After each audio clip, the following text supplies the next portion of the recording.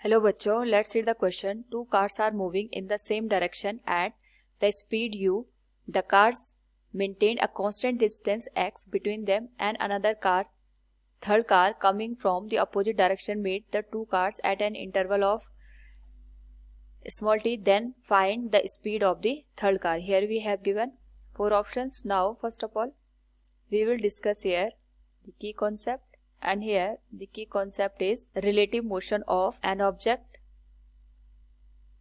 तो यहाँ पे अगर हम गिवन कंडीशन को देखें, we have given two cars जो कि एक ही डायरेक्शन में मूव कर रहे हैं. Suppose this is car A जो u वेलोसिटी के साथ चल रही है. This is car B which is also moving with speed u.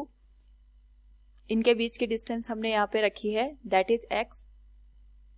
Now अगर हम यहाँ पे देखें relative velocity of A and B, it will be 0 क्योंकि दोनों की वेलोसिटी यहाँ पे सेम है और साथ में दोनों सेम डायरेक्शन में मूव कर रही है. तो चाहे हम वी ए बी की बात करें यहाँ पे, चाहे वी बी ए की, दोनों की रिलेटिव वेलोसिटी इस केस में 0 हो जाएगी. नाउ हमें यहाँ पे एक और कंडीशन गिवन है. ये हो गया हमारे पास car A, it is car B, both are moving with speed u और इनके बीच की डिस्टेंस यहाँ पे कॉन्टिन्यूअस रहेगी, that is x. Now we have given a third car जो कि इनसे अपोजिट डायरेक्शन में मूव कर रही है, that is कार C, और इसकी स्पीड हमें दे रखी है v. Now अगर हम देखें यहाँ पे we can say here कि जो हमारे पास कार C है, it is passing A and B at an interval of t. यानी अगर हमारे पास यहाँ पे जो C है, it is meeting car B at t1 time, और यहाँ पे जो कार C है वो A को t2 टाइम पे मिल रहा है. यहाँ पे जो t2 की वैल्यू होगी it will be greater than t1, यानी वो पहले B को मिलेगी फिर जाके वो A से यहाँ पे मीटिंग करेगी. तो इस केस में हमारे पास जो दोनों का डिफरेंस है यहाँ पे it is equal to t. Now अगर हम देखें वी कैन से हियर कि दोनों के टाइम का जो डिफरेंस होगा it is equal to t.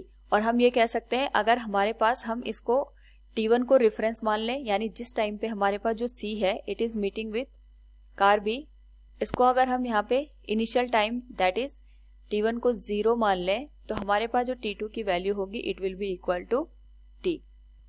Now इस पर्टिकुलर केस में अगर हम देखें वी कैन से हियर जो C है, C हमारे पास यहाँ पे A और B को एक रिलेटिव वेलोसिटी के कॉन्सेप्ट में देखेगा, that will be it is moving towards the C. So we can write here relative speed of car A and B with respect to C. यानी जो कार C में बैठा person होगा वो A और B को यहाँ पे V प्लस U वेलोसिटी से आते हुए देखेगा, क्योंकि दोनों की जो स्पीड है वो v और u है और दोनों की डायरेक्शन यहाँ पे अपोजिट है. सो जो हमारे पास c के रिस्पेक्ट में वेलोसिटी होगी it will be added. Now अगर हम देखें यहाँ पे we can write here the relative velocity of